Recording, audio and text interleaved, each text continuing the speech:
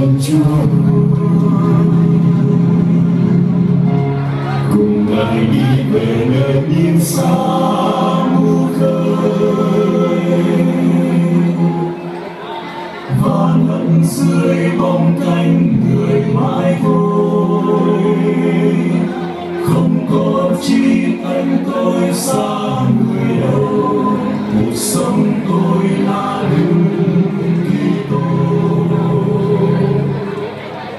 cùng theo chân Chúa từng nhịp tim người cha tiếng yêu. Tôi đang quay đi để ý máy ông đồng mỏi tay. Dù núi có cho con ngàn hiên nguy, dù bao tố sóng cuốn nhầm chính tôi cũng không lìa xa.